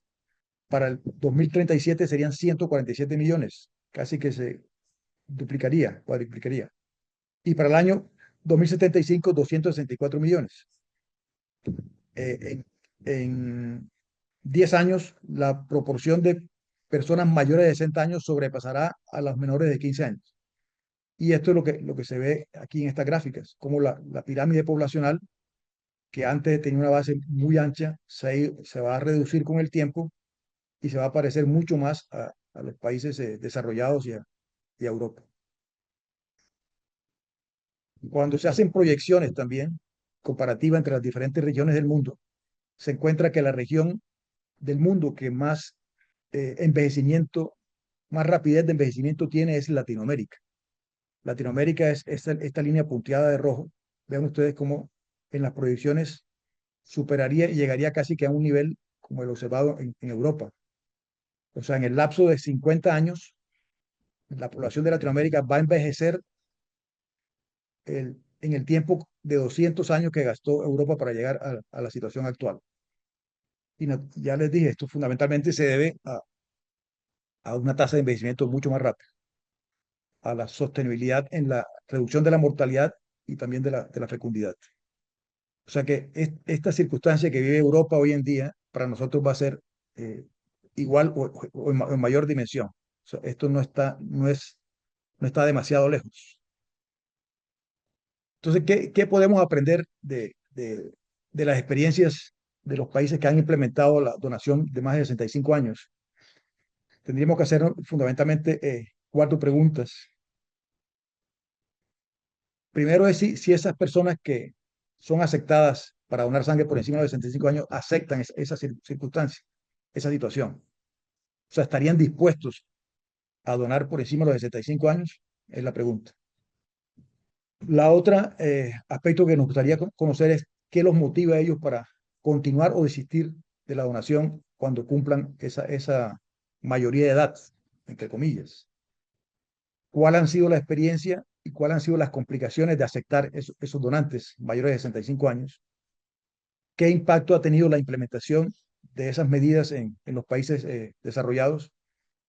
Y mejor aún es, después de conocer todas estas circunstancias, es ver qué de esto podemos aplicar para nosotros, cómo podemos beneficiarnos o cómo podemos enfrentar lo que nos aboca en poco tiempo. La primera pregunta es, ¿aceptan las personas continuar donando después de los 65 años? Pues la mayoría de los programas que modificaron este criterio se dieron por presiones de los mismos donantes. Yo he sido donante de sangre regular durante toda mi vida. ¿Cómo me van a quitar la posibilidad de continuar donando sangre?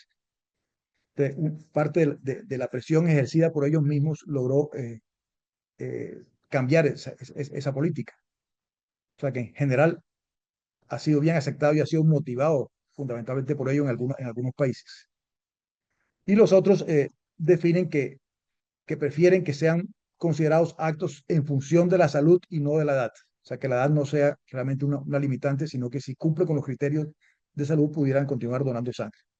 O sea que en términos generales podemos decir que esa población acepta de buena manera eh, continuar donando sangre después de los 65 años. La segunda pregunta que nos hacemos es, ¿qué los motiva para continuar? Y aquí en la revisión que hice de los estudios publicados, encontramos fundamentalmente tres razones grandes. La primera es facilidad para contribuir a la comunidad. Entonces las personas consideran, porque la mayoría de ellos han sido donantes regulares, repetitivos, que es muy fácil donar sangre, que requiere muy poco esfuerzo, es una manera muy sencilla de ayudar, rápida, barata, una manera rápida y barata de contribuir con la sociedad. Hay mucha gratitud con la vida que han llevado, sienten algún compromiso con la sociedad de pagarles de alguna manera. Es una actitud prosocial, ¿sí? Entonces, son las buenas intenciones y ojalá esta fuera la motivación fundamental. Lo que ellos dicen en términos generales es ¿por qué no? En lugar de un por qué. O sea, no tengo que preguntarme por qué donar, sino por qué no voy a donar. La segunda causal o motivación para continuar donando fue la identidad de donante. Dijimos, estos son personas que han donado toda la vida, ellos se consideran que tienen la identidad de donante. Para ellos, si ellos no donan, nadie más lo puede hacer, no son dependientes de que otras personas lo hagan, ellos quieren seguir contribuyendo con la sociedad como lo han hecho todo el tiempo. O sea, han adquirido una identidad de donante. Yo soy el donante de sangre para la sociedad. Y simplemente se sentirían culpables si no pueden seguir contribuyendo con la comunidad.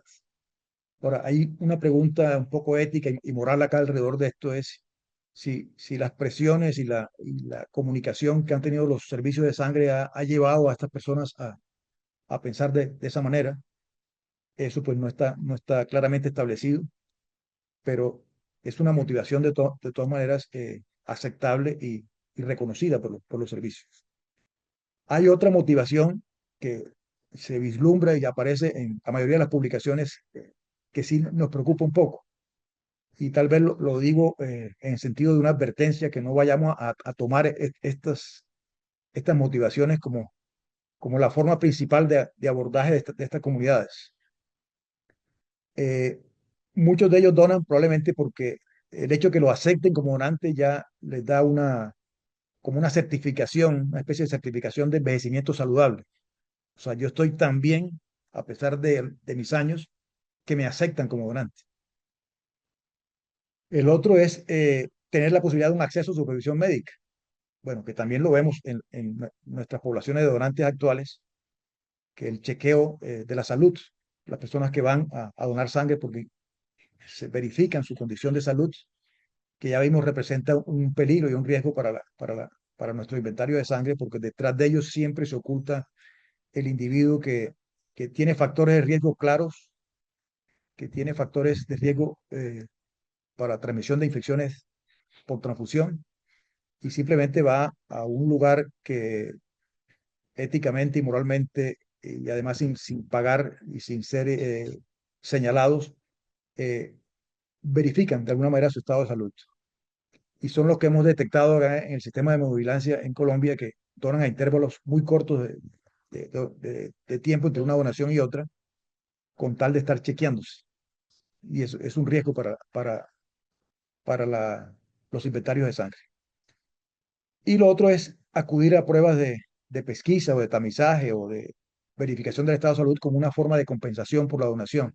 Las pruebas de colesterol, esto ha sido publicado no en poblaciones de estas edades, pero sí han sido en otro grupo de edad que han sido muy exitosas para promover la donación de sangre. Esto realmente no debe ser utilizado como un incentivo para donar, porque se pierde el propósito y el sentido de la donación voluntaria.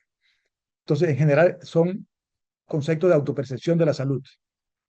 O sea, es como reconocer que están en un estado saludable y que el hecho de que lo acepte un banco de sangre puede certificar que están bien a pesar de la edad que tienen.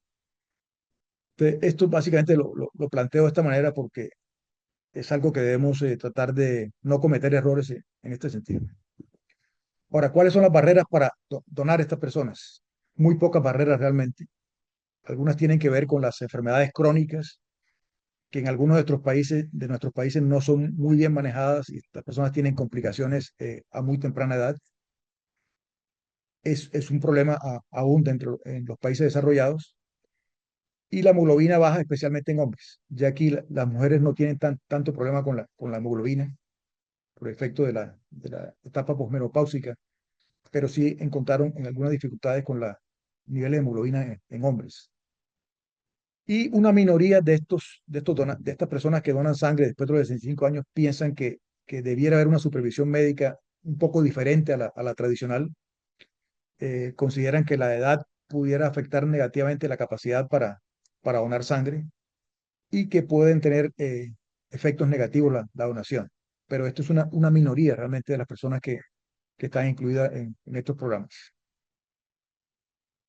En relación a las complicaciones de la donación, que es uno de los aspectos que siempre ha sido considerado para dar este paso, se tiene la idea de que estas personas de mayor edad tienen más eh, incidencia o más prevalencia de efectos adversos a la donación. Pues los estudios publicados en Canadá, en Estados Unidos, en el Reino Unido, en Nueva Zelanda, muestran que no aumenta la tasa de reacción vasovagal, aún en donantes de sangre mayores de 71 años. Algunas publicaciones han mostrado que sí, la tasa de reacciones adversas a la donación es menor, pero que cuando uno analiza los síncopes moderados o graves tiende a ser mayores. O sea, una complicación vasovagal pudiera tener una mayor severidad en estos grupos de población. Se ha detectado también que hay un subregistro, como ha sido tradicional en la detección de síntomas vasovagales, especialmente en los periodos de postdonación. Si no se hace un seguimiento de los donantes en la postdonación, es posible que estos pasen desapercibidos. Cansancio, mareo, los hematomas, que hacen parte también de las complicaciones de la donación, se presentan también en este grupo de población y característicamente tienen menos riesgo de agotar la reserva de hierro. O sea, es probablemente la anemización por la donación tiene menor impacto en este grupo poblacional. Ahora, ¿qué ha significado esa apertura a recibir donantes mayores de 65 años? Para algunos países, una alta contribución a los inventarios de sangre de manera muy significativa. Por ejemplo, en Australia, el 37, o sea, casi el 40% de los donantes tienen más de 70 años.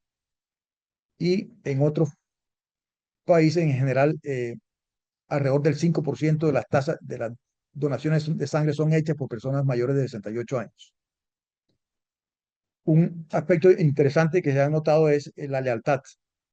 Estos donantes tienden a donar sangre con más frecuencia que los menores de 65 años y tienen más probabilidades de retornar a la donación, incluyendo los donantes primerizos. De manera que esto puede tener un impacto muy significativo en el incrementar las reservas de sangre para los países. ¿Qué lecciones aprendidas con esta experiencia europea? La primera es que no hay una edad máxima estricta para donar sangre. Si la persona pasa los controles médicos, si la persona es una persona que ha donado regularmente, ha donado previamente, pudiera ser aceptado como donante.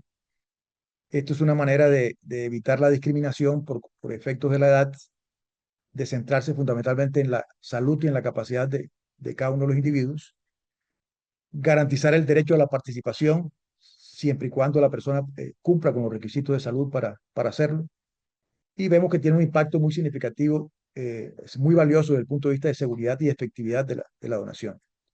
Sí hay que reforzar un poco la prevención, la aprehensión que hay con relación a la seguridad de los procedimientos en estas personas de mayor edad, y que no es necesario tener una evaluación médica diferente a la usual para el seguimiento de estos programas. Esto debe ser uno de los aspectos de comunicación que pudiera disminuir un poco la aprensión acerca de incluirse dentro de estos programas.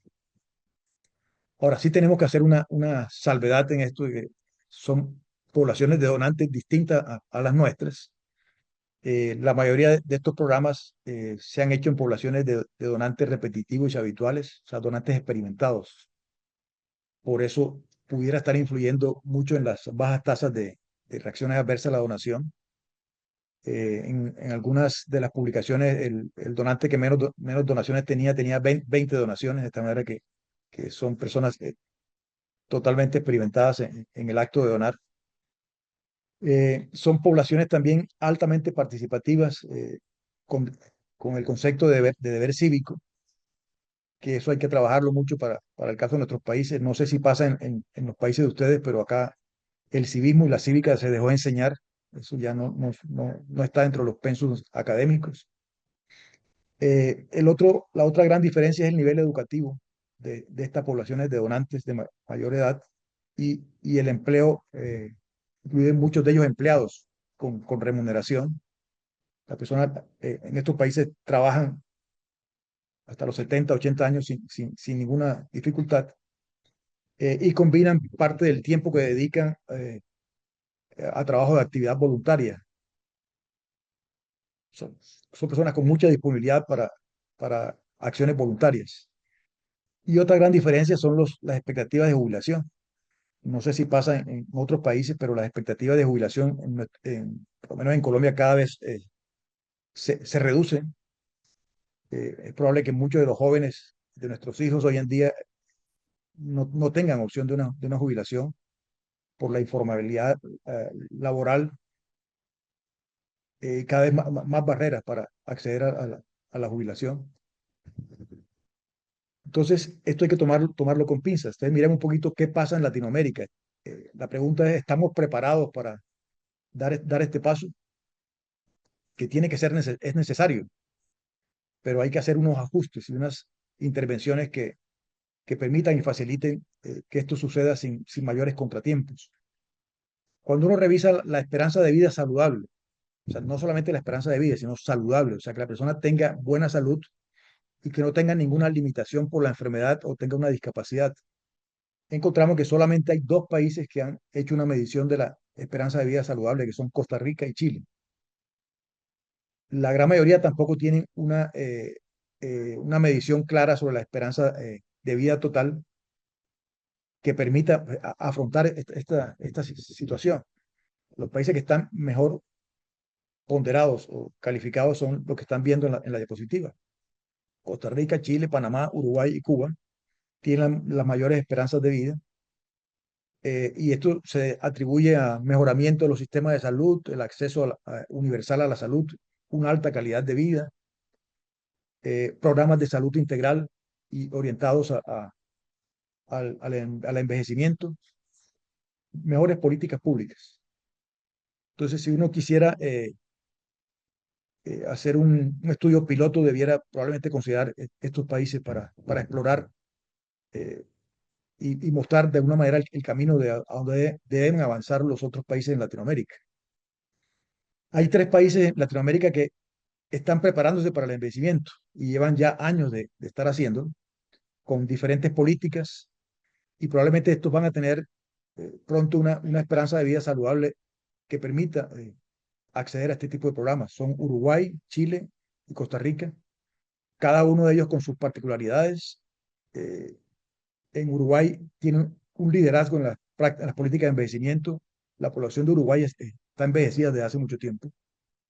También que ellos han implementado ya programas para fortalecimiento de los cuidados a largo plazo, eh, un enfoque integral de participación multisectorial, salud, vivienda, protección social, un envejecimiento activo, fortalecer redes de apoyo y de servicios. Chile básicamente lo que ha hecho especialmente es innovación en salud y en protección social, y Costa Rica ha hecho un enfoque en la salud y en la cohesión social.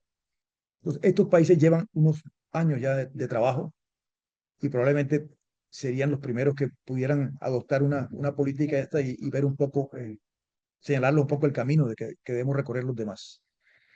Preocupa las tendencias de jubilación en Latinoamérica. Ya dijimos que hay un envejecimiento acelerado. Esto va a tener una mayor demanda de la prestación y de los servicios de cuidado. Una baja cobertura contributiva.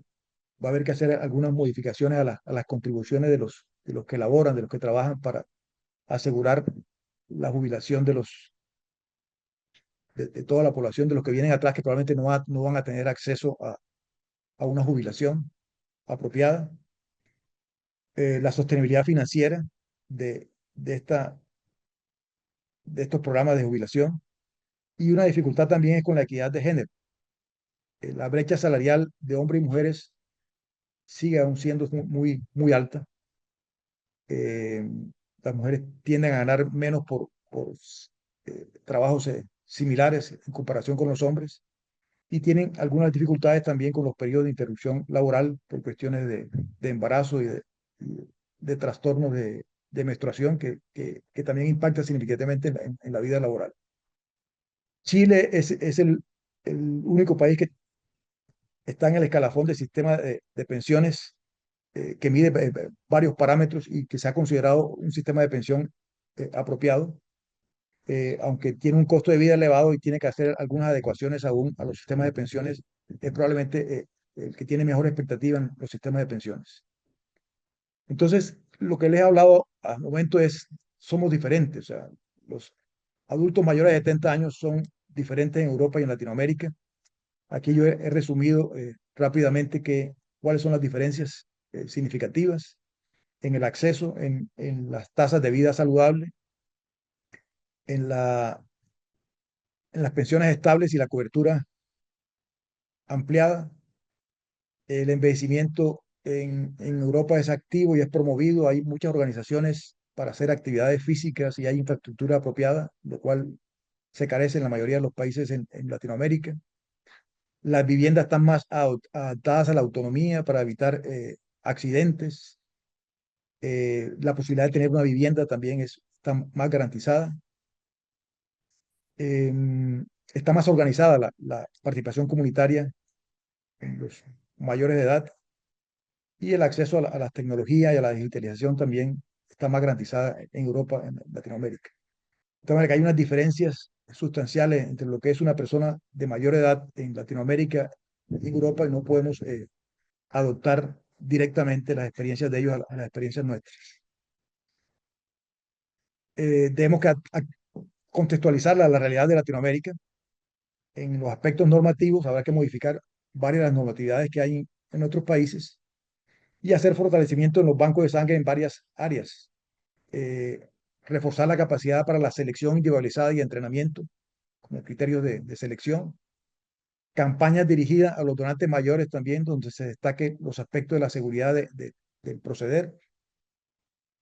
Hay que hacer seguimiento clínico a estas personas en la posdonación y facilitar el acceso a la donación. En cuanto a distancia, horarios, transporte, la calidad del trato hay que mejorarlo sustancialmente, reducir los tiempos de espera y que las instalaciones sean cómodas para ellos. Y si uno quisiera hacer un plan piloto, como les decía, hay que pensar en estos países que ya tienen una experiencia de varios años trabajando en estos temas. Entonces, para dar este paso, no solamente hay una responsabilidad de los servicios de sangre y los bancos de sangre como tal, sino que también tiene que haber un compromiso estatal, y es nuestra responsabilidad tratar de abrir las puertas en este sentido, de tratar de mejorar las condiciones sociales y económicas de la población envejecida, aprovechar aún el bono demográfico activo que tenemos para corregir estos defectos, tratar de mejorar la sostenibilidad y la suficiencia para este grupo de edad. La desigualdad de género, hay que trabajar en ello, la informalidad laboral, hay que tratar de irla reduciendo y tener una política íntegra y multisectorial para que las personas tengan una vida digna y activa en el envejecimiento y sea un envejecimiento saludable. Atender todas las necesidades médicas y sobre todo favorecer la autonomía, la participación y el bienestar. Entonces, para allá vamos. En poco tiempo vamos a estar inmersos en esta dificultad de la escasez de sangre. Hay que comenzar a dar los pasos, hay que ver qué tanto han avanzado los otros países, qué podemos copiar, qué podemos implementar y no podemos quedarnos cruzados de brazos.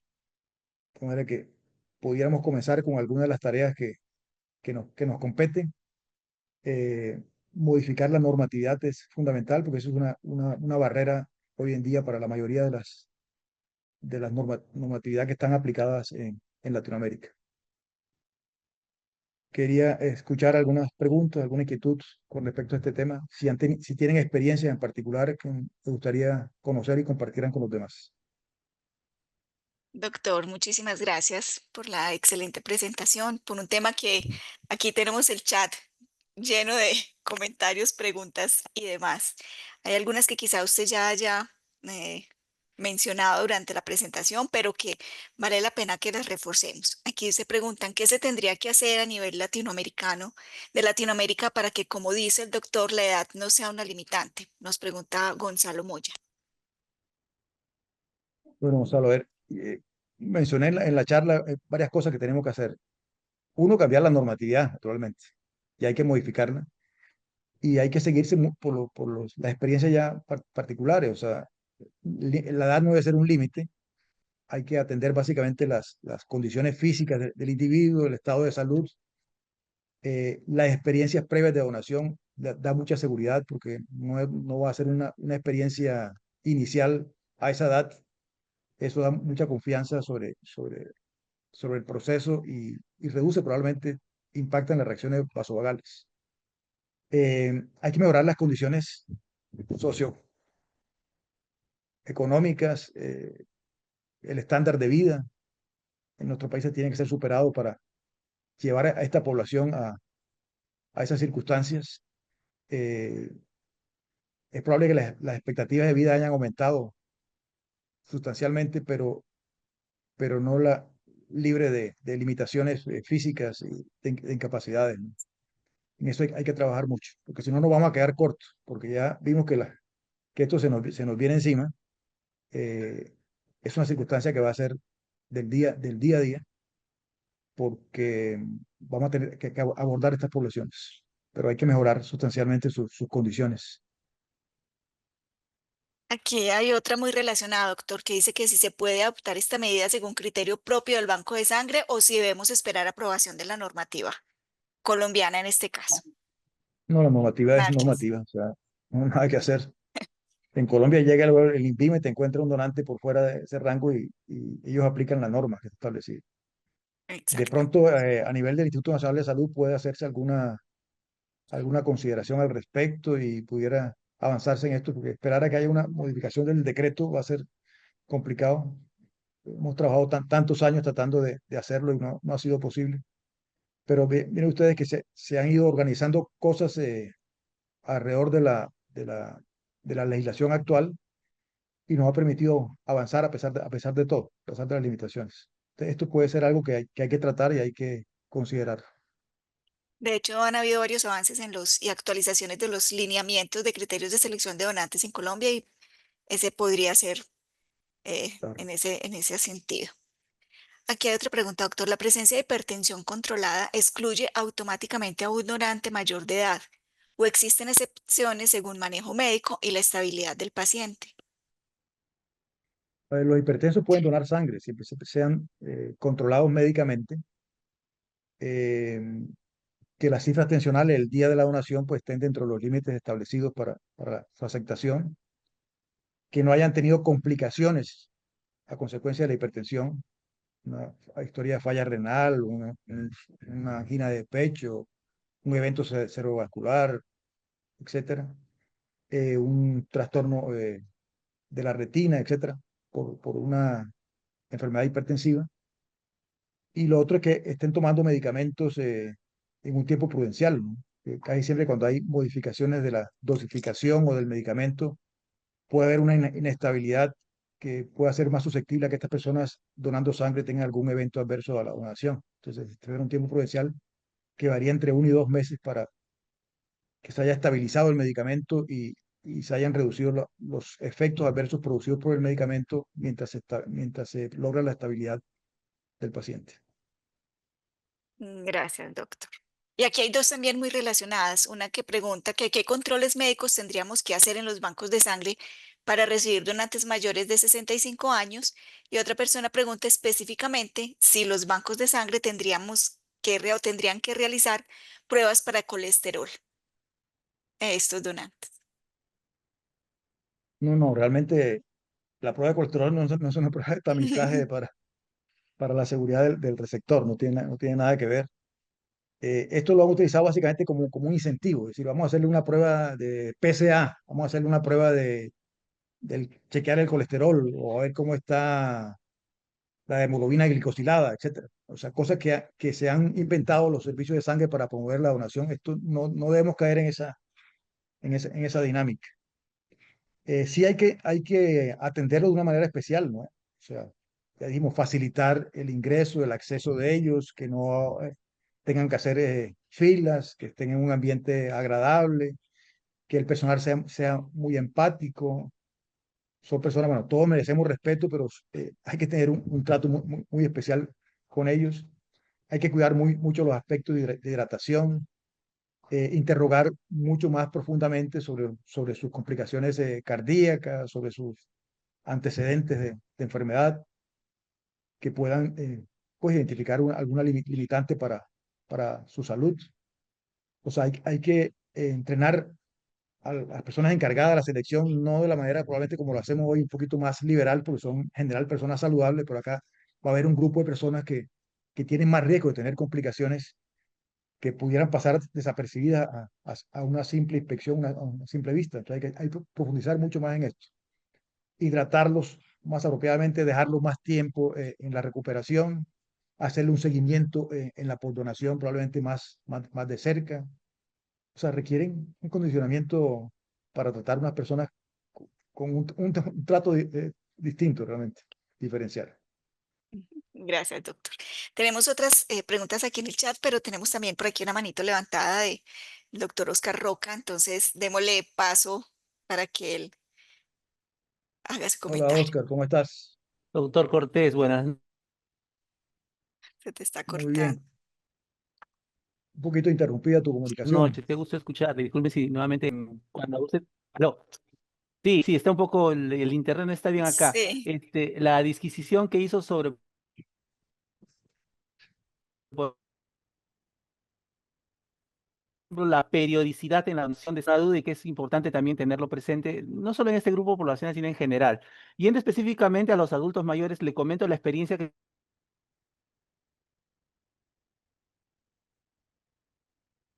tuvimos al Te se le- inicio de la escucho, pandemia. Oscar. Venían mayores de entre 60 a 70 años. ¿Sí? Hola, ahí hola. sí, Sí, sí. Oscar. Te escuché Dale. que en la pandemia, personas entre 60 y 70 años. Sí, Tiene, personas entre 60 a 70 vamos a recibir. Así es, no los podíamos recibir, no los deberíamos recibir, pero la donación se considera un acto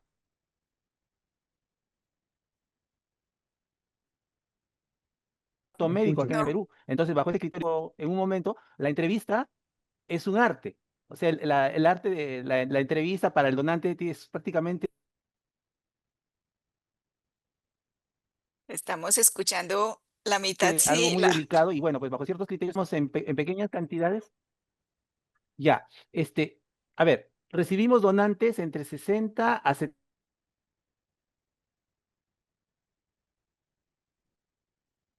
70 No años. escucho. Y actualmente cuando día que no se reciba por lo menos una persona que tenga 60 que esté en ese grupo etario, ¿no? Y realmente No, Oscar. sus condiciones de salud son buenas, de acuerdo a la evaluación, no solamente en Colombia ni en Perú, sino en general, cambiar ese chip como lo está mostrando usted, ¿no? Porque en realidad mucha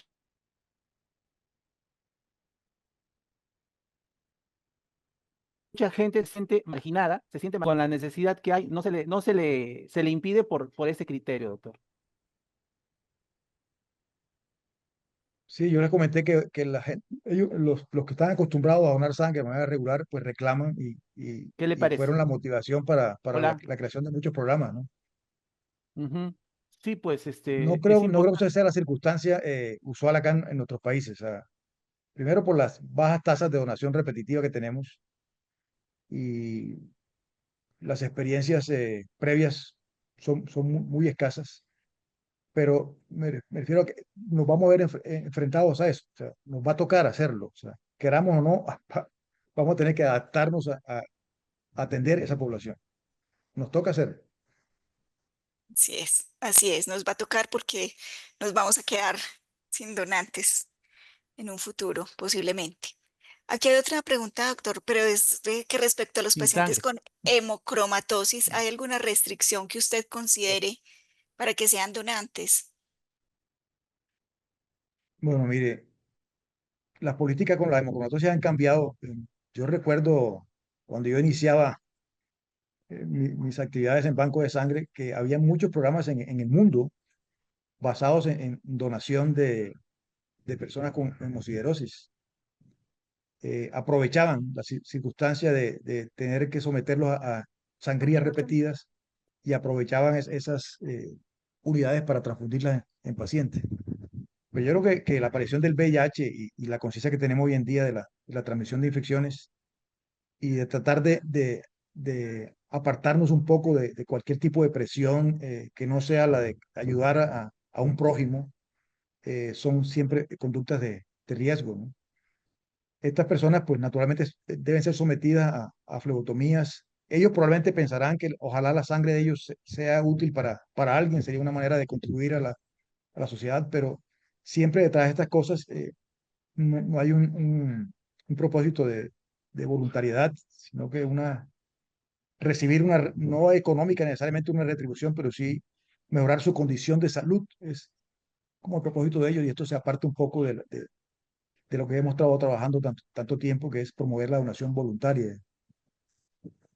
Entonces, yo no considero que eso sea una buena medida eh, para obtener unidades de sangre para transfusión en pacientes.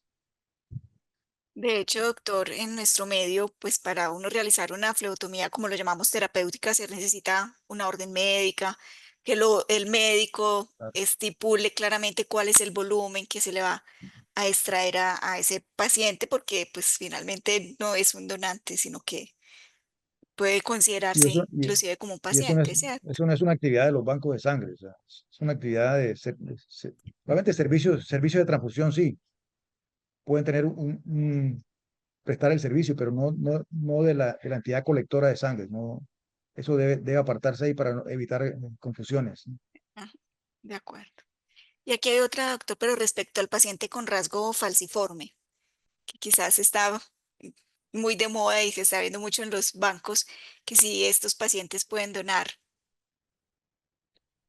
Sí, Bueno, mire, yo estoy en una región de Colombia donde la drepanocitosis es muy común.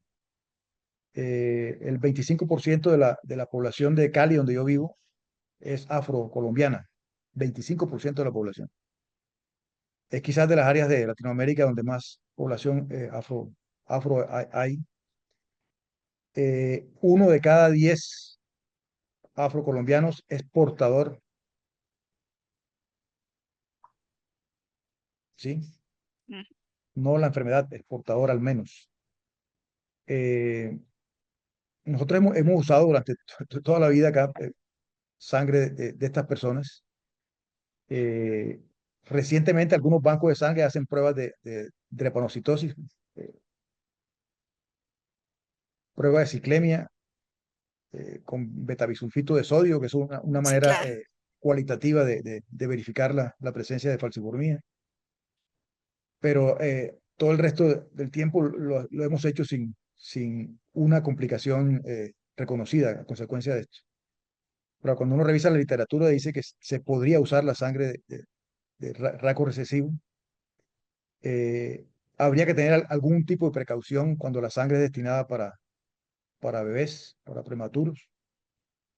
Eh, pero yo no he visto descrita realmente una complicación por el simple rasgo aún en procedimientos quirúrgicos. Sí he visto personas que, que han desarrollado en procedimientos quirúrgicos las crisis de trepanocíticas por, por, por estados de hipoxia, pero que esto garantice que la sangre con rasgo desarrolle las mismas consecuencias, realmente no lo creo. Sí es recomendable en regiones como la nuestra que se haga una prueba para detectar personas con la enfermedad para reducir el riesgo de esto en las transfusiones. Gracias, doctor. Bueno, y aquí hay otra que simplemente un donante con vitiligo puede donar. Bueno, el vitiligo es una enfermedad de causa desconocida realmente, pero hay algunos que son atribuibles a, a un proceso autoinmune, ¿eh? Entonces hay que descartarlo clínicamente también de la posibilidad de otras expresiones de hipopigmentación de la piel que sí representan un riesgo, que son producidas por treponemas. Eh, si uno tiene la duda clínica, hay que usar el principio de precaución. Y si es asociado probablemente a un proceso inmune, hay que descartar que haya otras enfermedades inmunes, porque a veces son concomitantes, ¿no? Pero en principio, descartarlo por simplemente vitiligo no es una decisión, es un criterio médico. Ujú, así es. Bueno, doctor, muchísimas gracias. Muchísimas gracias por su presentación, por su conferencia, por crearnos ese sembrarnos ahí esa semillita de decir, bueno, ¿qué vamos a hacer con la edad de nuestros donantes? De hecho, nuestros donantes voluntarios repetitivos que llegan a esa edad manifiestan el interés y las ganas de poder seguir donando. Y ellos dicen, pero ¿por qué? Si yo me siento bien, si no tengo nada, si sé cómo se hace. Entonces, creo que es una forma de que vamos De pensando premiarlos. como, sí, de premiarlos. Inclusive Ujú. recuerdo que nosotros en el hospital pues les damos hasta un diplomita ya como de graduación, de que ya se graduaron pues como Muy donantes, merecido. pero ellos muchos quisieran seguir donando y se sienten en buenas condiciones para hacerlo. Entonces, bueno, ir pensando que Bueno, se ahí está el puede criterio de la hacer algo. OPS. La OPS nos dice, acéptenlos bajo criterio médico. Y así, Exacto. ese debe ser, ahí debemos pegarnos de esa recomendación. Y lo otro también importante es eso, doctor, el criterio médico, que en los bancos de sangre haya personal médico que realmente nos pueda apoyar en ese aspecto. Bueno, yo creo que en aras del tiempo y para no alargarnos más y para cumplir con el horario como habíamos dicho, pues agradecerles a todos los participantes por haber asistido a este espacio, a nuestro seminario de ACOVASMED, a los conferencistas, obviamente, por sus excelentes presentaciones y extenderles la invitación a todos los que están hoy conectados. Los seminarios los vamos a seguir realizando el último miércoles de cada mes en este horario de 6 a 8 de la noche, hora de Colombia. La idea es traerles diferentes temas de interés. Entonces, bienvenidos también si nos dejan en nuestra página información que quieran ustedes que incluyamos en nuestros seminarios. Vamos a publicar las conferencias en nuestras redes, entonces van a tener acceso a ellas también. Y como les digo, los esperamos en nuestro próximo encuentro y los invito a que sigamos promoviendo nuestra cultura de donación voluntaria y repetitiva de sangre en todos nuestros países. Un abrazo para todos y que tengan una feliz noche. Y hasta la próxima.